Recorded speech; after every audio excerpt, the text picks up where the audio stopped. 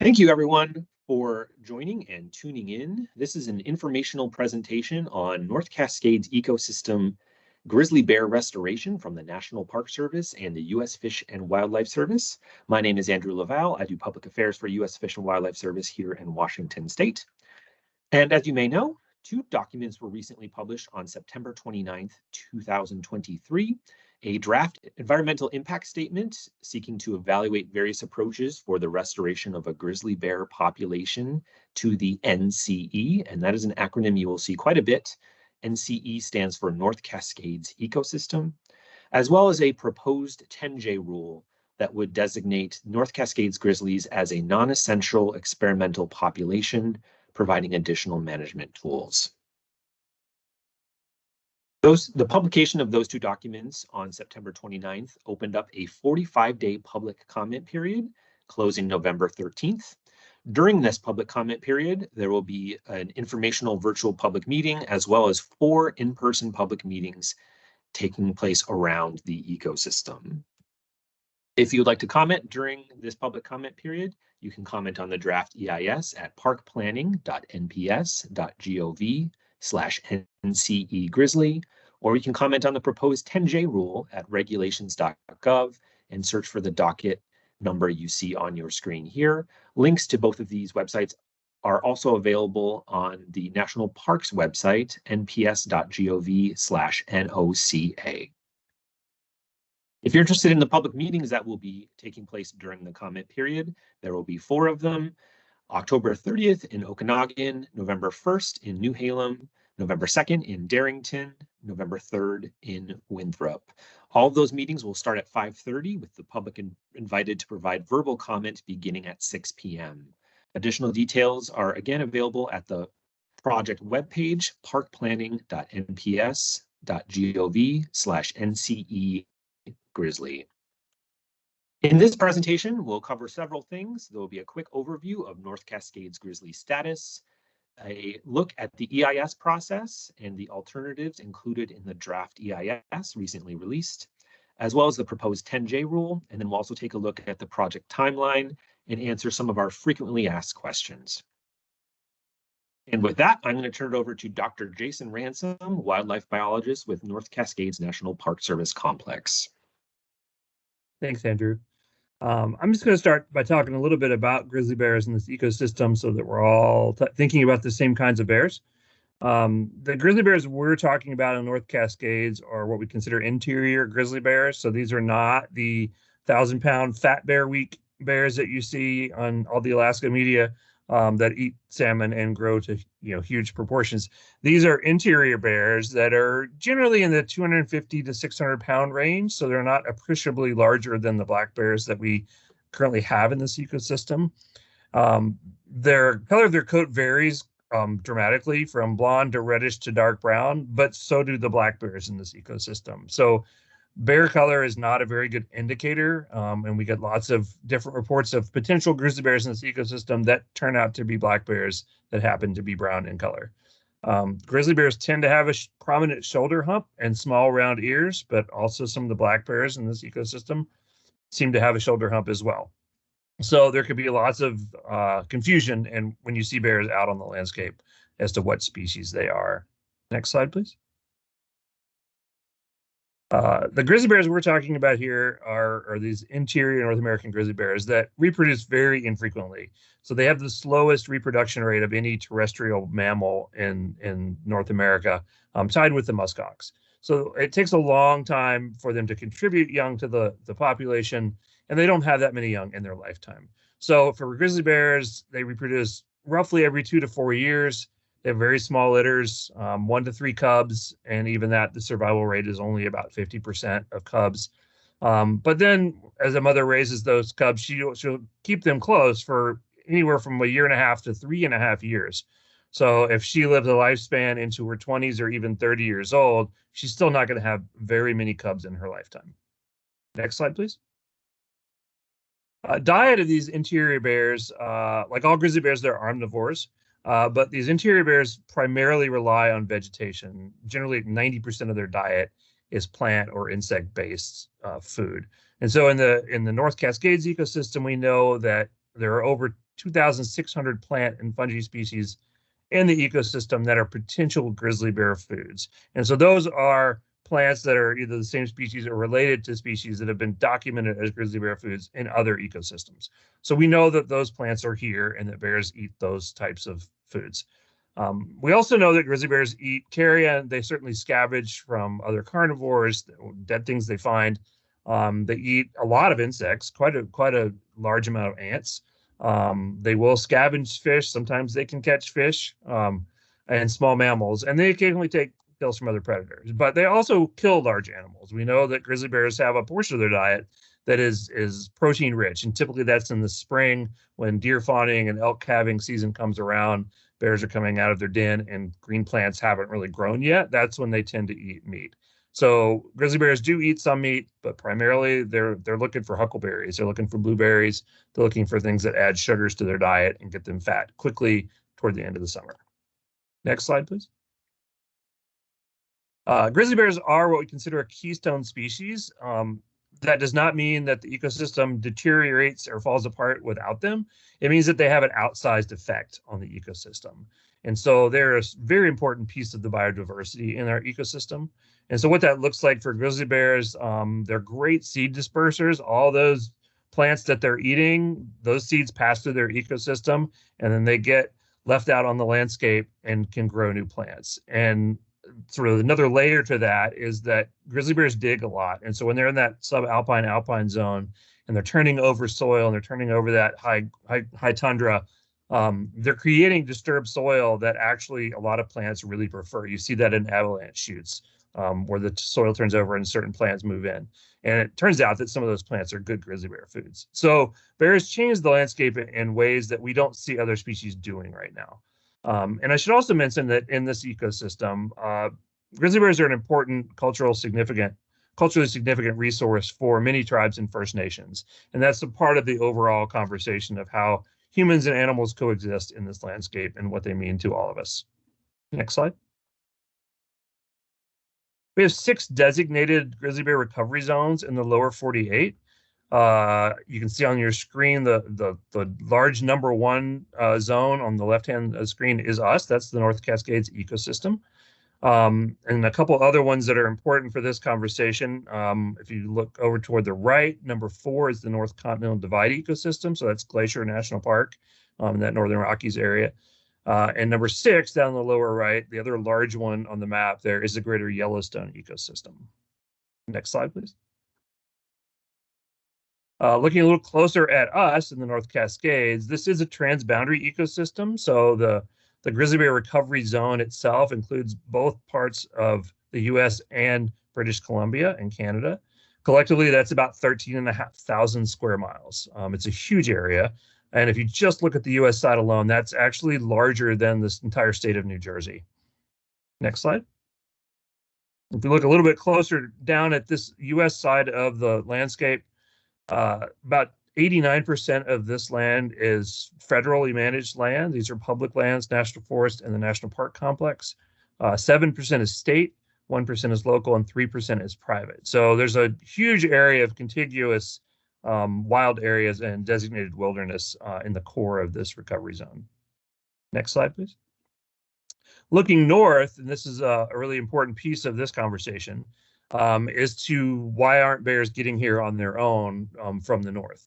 And if you look just across the border in the red on the map there, those bears are non-existent as well. Those populations are considered extirpated, functionally extirpated. There may be a couple bears, but there's not reproduction. There's not viable bears there.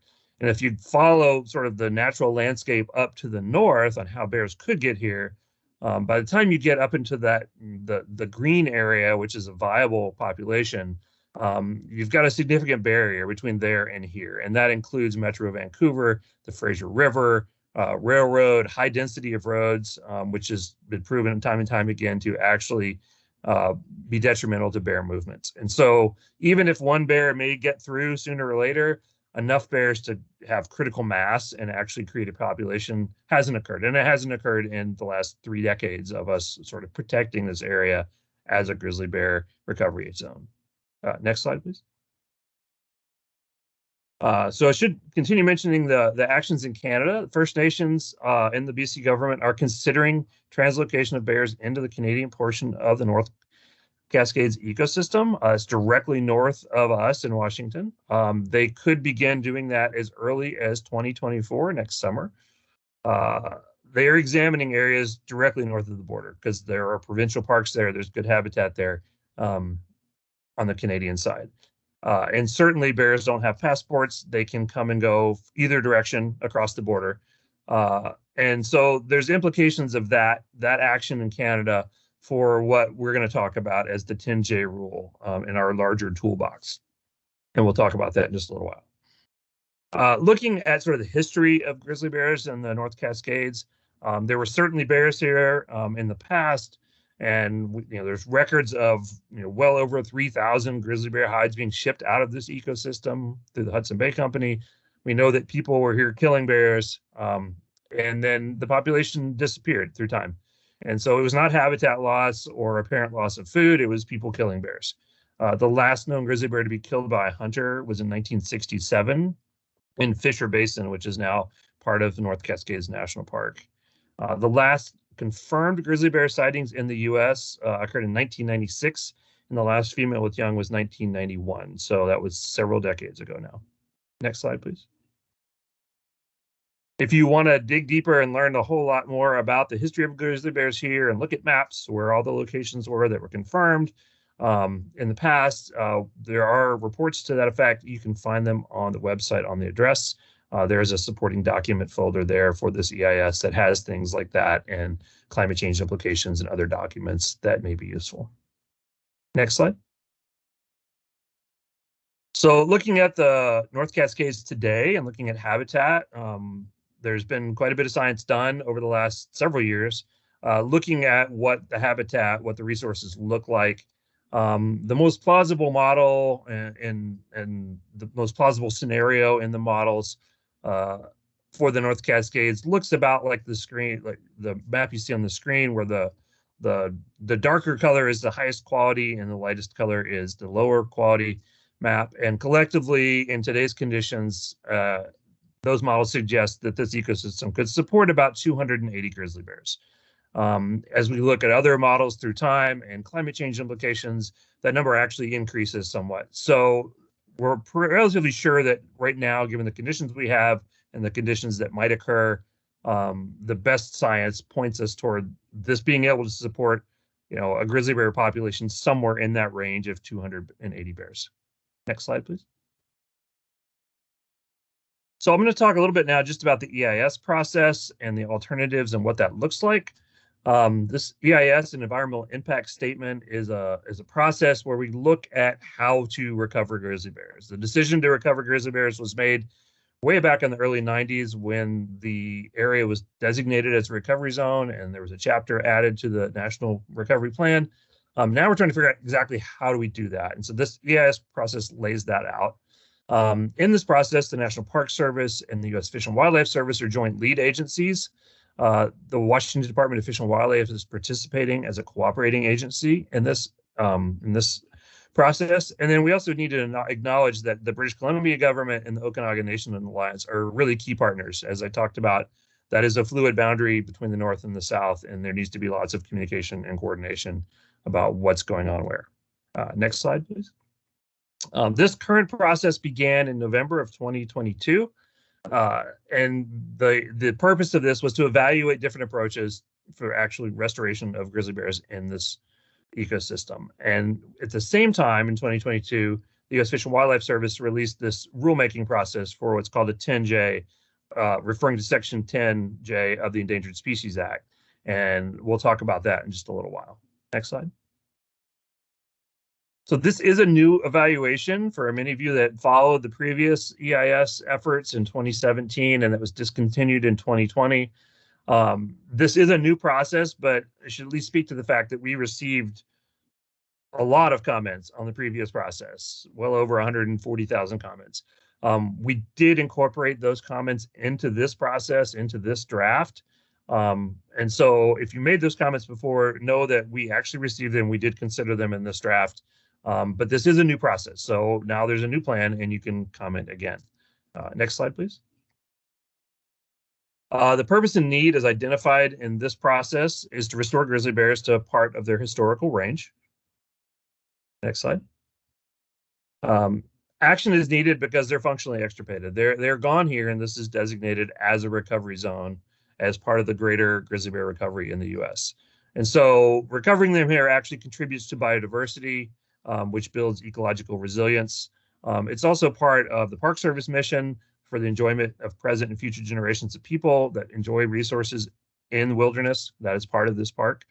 We're also looking to enhance the probability of long-term survival, both in this ecosystem and throughout the lower 48, which sort of speaks to that, we're one piece of that 6-piece puzzle I showed earlier for recovery of grizzly bears in the lower 48. So this is that one big piece that's currently unoccupied.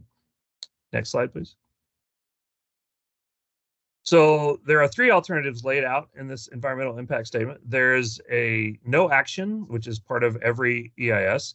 That's alternative A. And then there's alternative B and C, which both include active restoration. And the big difference between the two is that under alternative B, that restoration would bring bears back and they would be protected under the current status, which is threatened under the Endangered Species Act. And all those rules apply to those bears.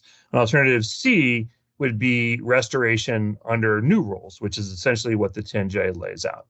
Next slide, please.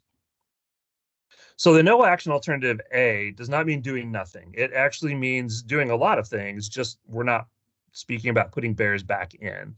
And so what that means is what we're doing now. Existing management practices would be followed, but we wouldn't be bringing bears in.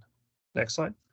So that stuff that we're doing right now, that includes the increased sanitation, poaching control, motorized access management, outreach education, research monitoring, everything we can do in terms of protecting this as a grizzly bear ecosystem, managing it as if they were here, hoping that maybe they get here one day. That's the no action alternative. So next slide, please.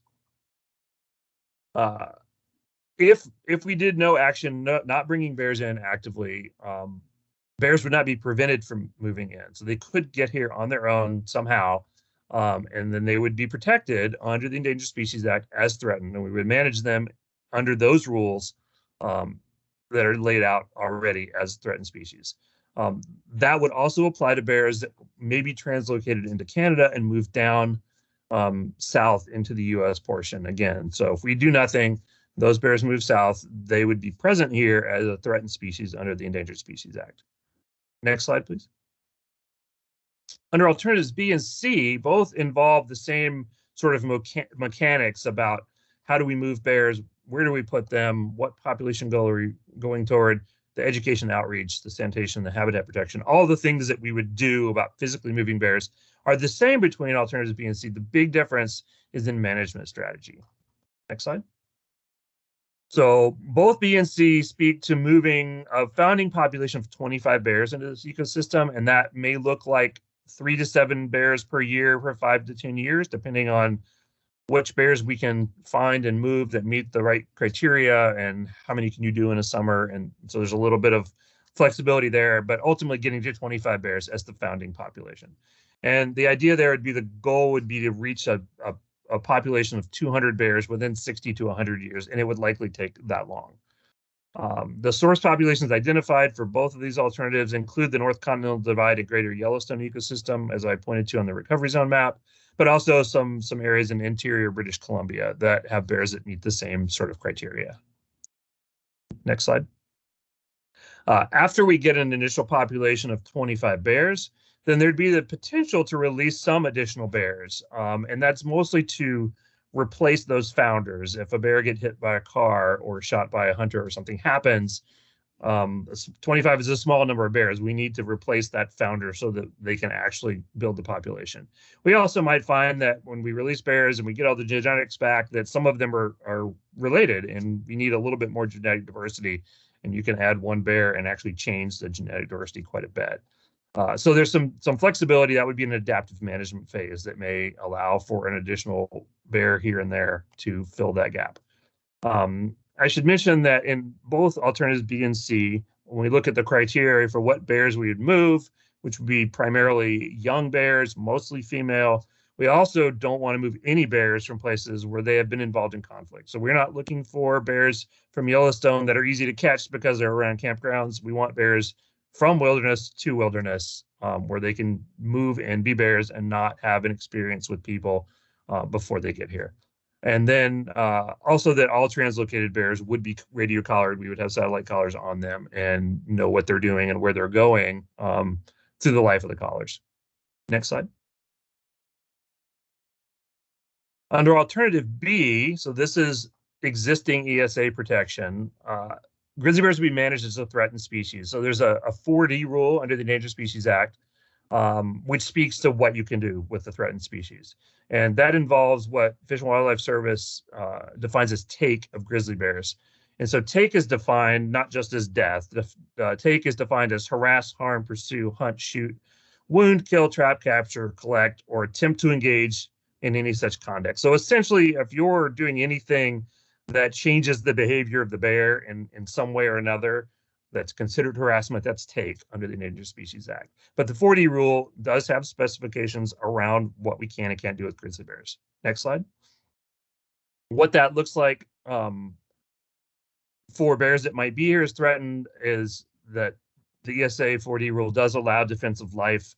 It does allow federal, state, tribal scientific research activities. So if we had to capture a bear and radio collar it or change a radio collar, that's not harassment, that's covered under 4D. And then removal of grizzly bears involved in conflicts. So if bears get into conflicts, again, it gets back to defense of life. That is covered for a threatened species, in this case, grizzly bears, under the 4D rule. Next slide. Alternative C, this is active restoration with the 10J experimental population designation. This is the preferred alternative from the agencies. This is what we would like to do, because what it does is essentially create a new set of rules. So instead of being treated just as threatened under the Endangered Species Act, they would be treated with all these new rules that we actually get a chance to create. How do we want to coexist with bears? What does that look like? What special rules do we want? And we're going to speak about the 10J specifically here in just a little bit. Next slide. And so to do that, I'm going to actually switch over to Ann Froschauer, the state supervisor for Washington for the U.S. Fish and Wildlife Service. Thank you, Jason. So I'm going to talk a little bit about the proposed 10J rule. And as Jason noted earlier, we are doing a simultaneous rulemaking process to consider designating the population as experimental under Section 10J of the Endangered Species Act. Next slide. Section 10J was added to the Endangered Species Act in 1982 by Congress in order to help alleviate landowner concerns about reintroducing federally listed species.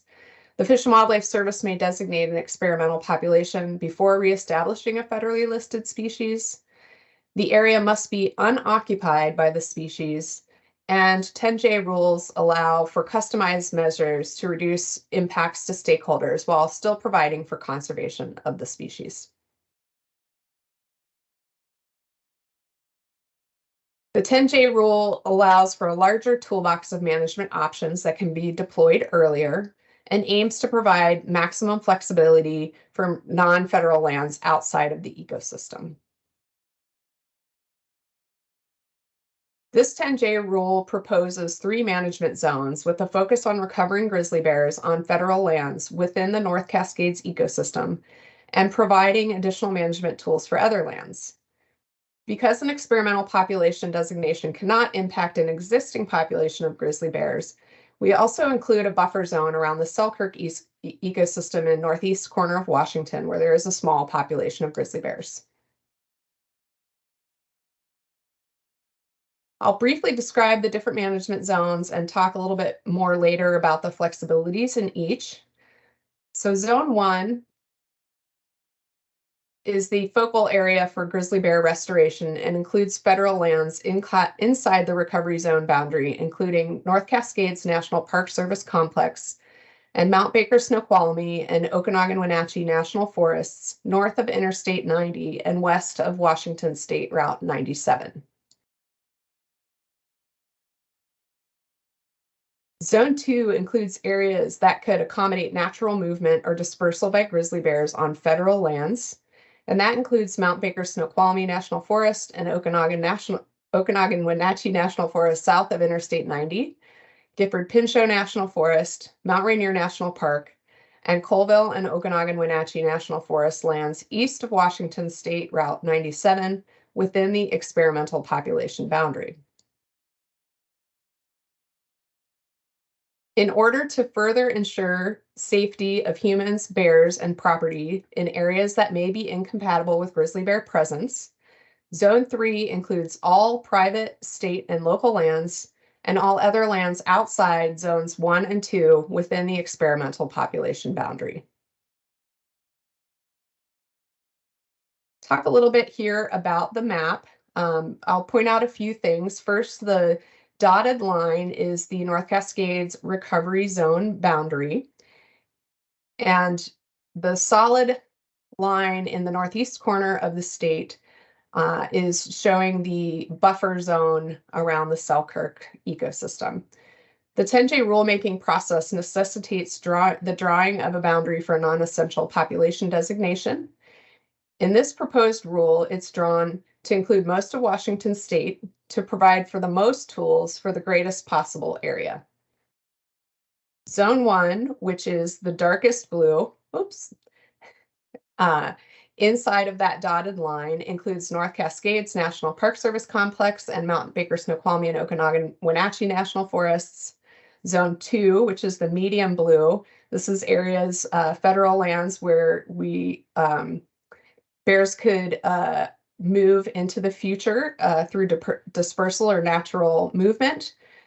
And Zone 3 are all other lands. And you may notice that private lands and other lands within that ecosystem boundary are Zone 3 lands. Next slide, please. So just a reminder, Jason talked earlier about the definition of take. And as a reminder, that doesn't necessarily mean lethal killing. It can also include things like harassing, deterring, trapping, or capturing. So the following take of grizzly bears would be allowed in all 3 management zones within the 10J boundary: defense of life, less than lethal deterrence for the purposes of avoiding human-bear conflicts or to discourage bears from using areas in the immediate vicinity of homes and other human-occupied areas, research and recovery actions by designated agencies, removal of grizzly bears involved in conflict up to and including lethal removal by qualified employees or designates of an agency authorized by the Fish and Wildlife Service, an unintentional take of a grizzly bear, provided such take is non-negligent and incidental to an otherwise lawful activity. In addition to the tools available in Zone 1, additional take of grizzly bears allowed in management zones 2 and 3 would include relocation of grizzly bears for single conflict incidents and the ability for the Fish and Wildlife Service to authorize lethal removal to private landowners if depredation of livestock is confirmed. This authorization would be subject to conditions and is time limited. As a reminder, again, the darkest blue is the federal lands within the recovery zone and the focal area of grizzly bear restoration efforts. And the lighter blue and medium blue are zones 2 and 3.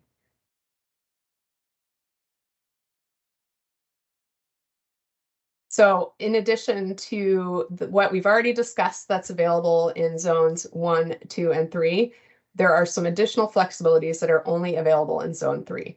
That includes preemptive location of any grizzly bear to prevent conflict and the ability for Fish and Wildlife Service to authorize lethal removal to private landowners if there is a demonstrable and ongoing threat and it is not reasonably possible to eliminate the threat through non-lethal means. And again, a reminder that the lightest blue is zone 3, and that's where those rules would apply. Just to give a side-by-side comparison about what would be allowed under the 2 action alternatives, you can see that alternative C includes additional management tools with increasing flexibility for all zones, which focuses on recovering grizzly bears on federal lands in zone 1.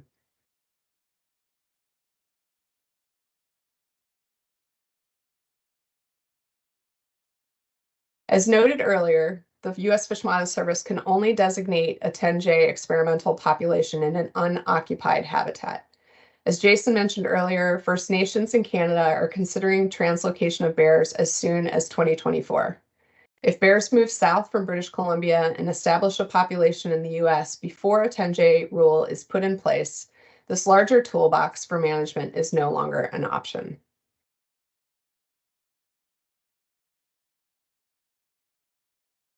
The interagency team considered the possibility of designating a 10J population without translocating grizzly bears. However, a Section 10 designation under the Endangered Species Act cannot only identify an area that they may occupy without translocation. Additionally, this alternative does not meet this project's purpose and needs under NEPA. As a result, it was dismissed from further analysis. And I'm going to turn it over to Andrew to talk a little bit about timeline and next steps. Thank you, Anne. Taking a look again at the timeline for this project, we are currently in what is labeled Fall 2023 on this timeline.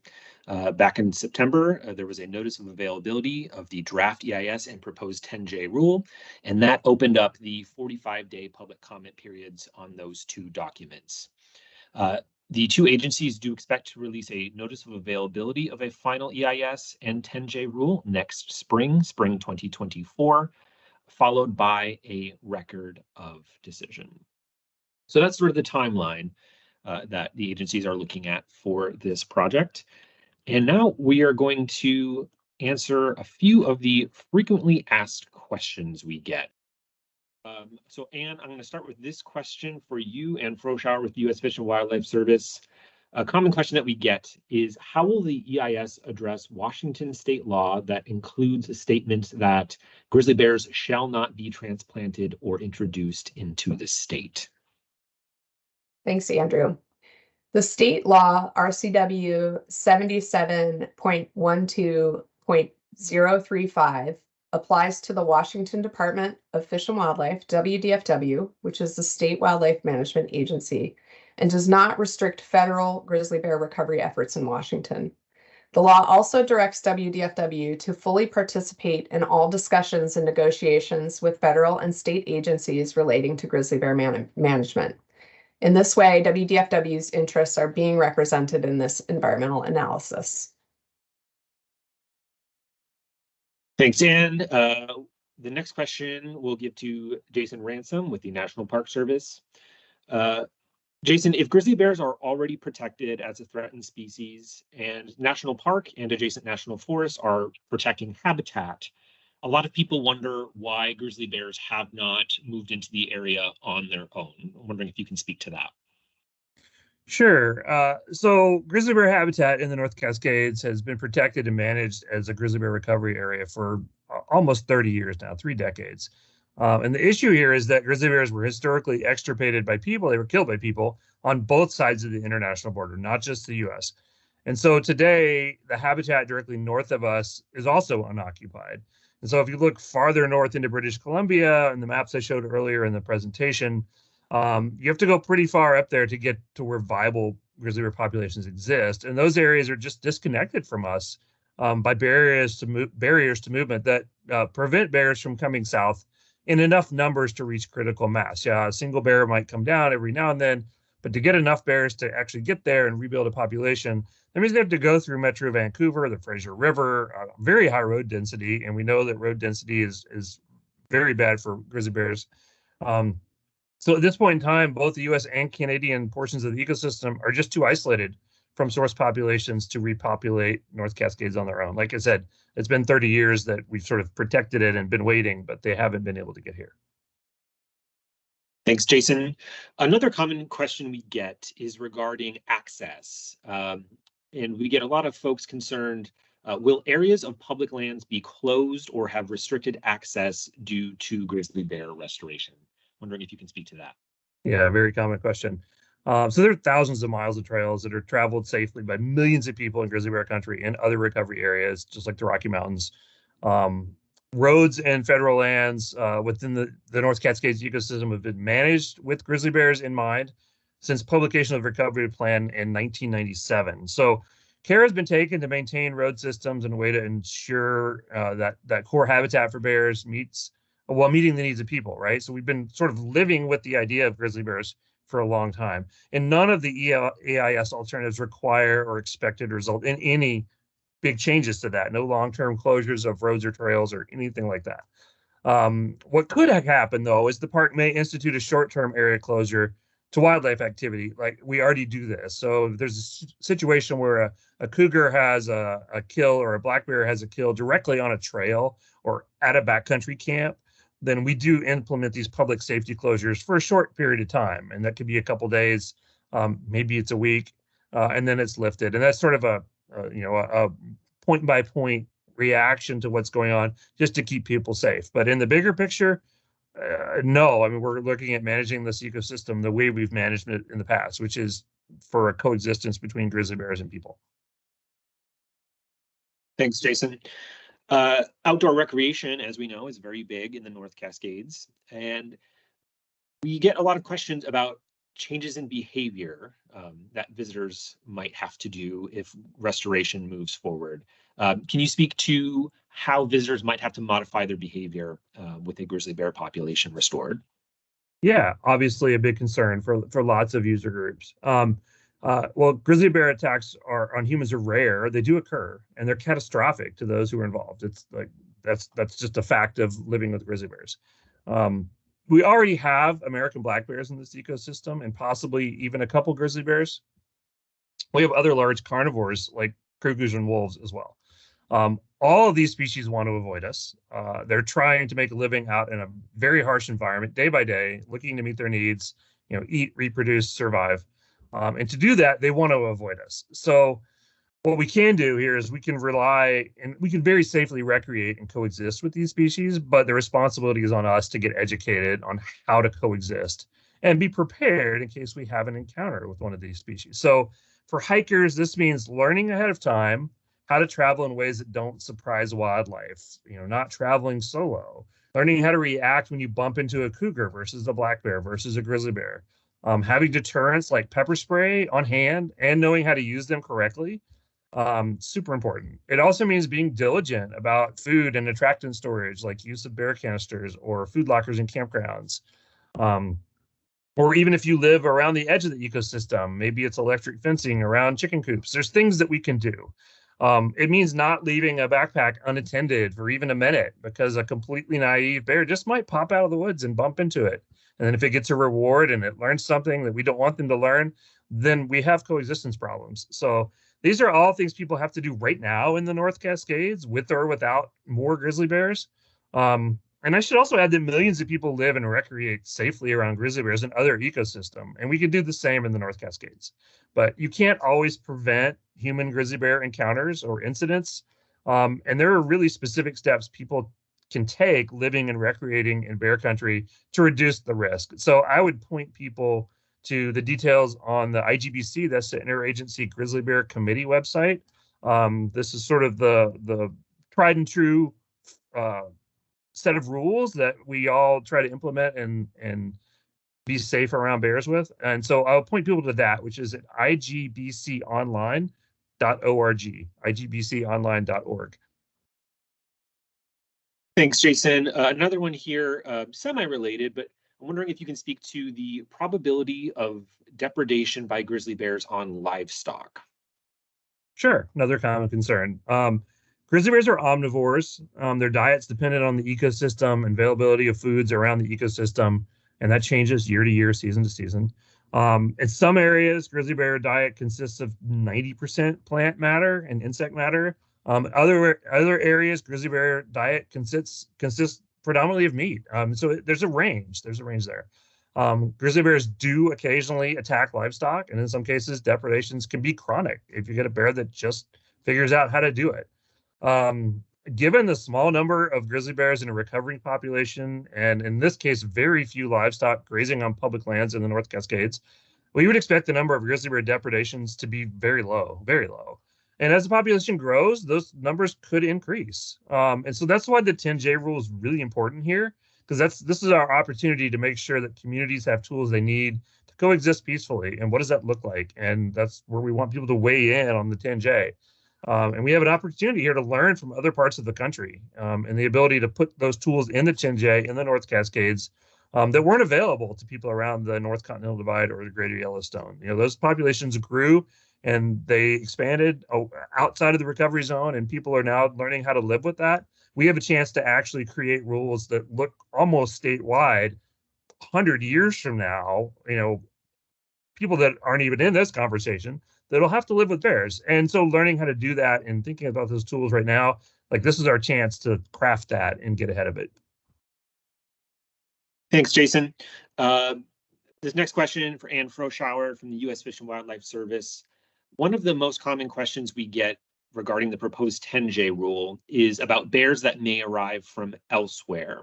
So if hypothetically there is a 10J population that's designated in the North Cascades and bears later arrive from, say, Canada or somehow from the Selkirk recovery zone, will the 10J management rules apply to those bears? Thanks, Andrew. That's a really great question. If through this EIS and 10J rulemaking process, there is a 10J experimental population designated, any bears emigrating into the 10J boundary, regardless of their origin, will be managed under the 10J rules. All right, thank you, Anne. So those are a few of the most commonly asked questions that we get. Once again, agencies are currently seeking comments on the two documents, the draft EIS and the proposed 10J rule. And a substantive comment could include such things as, are there additional issues or concerns that need to be analyzed? Are there alternatives that will meet the goals of the EIS that should be considered and have not? Or are there specific management actions that the U.S. Fish and Wildlife Service should consider in its 10J rule for conserving or managing a restored population? And messages that simply say do or don't, i.e. just votes, are not considered substantive. Once again, a reminder about the in-person public meetings taking place around the ecosystem in the coming weeks. October 30th in Okanagan, November 1st in New Halem, November 2nd in Darrington, and November 3rd in Winthrop. All of those will start at 5:30 with the public invited to provide verbal comment beginning at 6 p.m. Once again, details are available at parkplanning.nps.gov/NCE Grizzly. Thank you again for joining.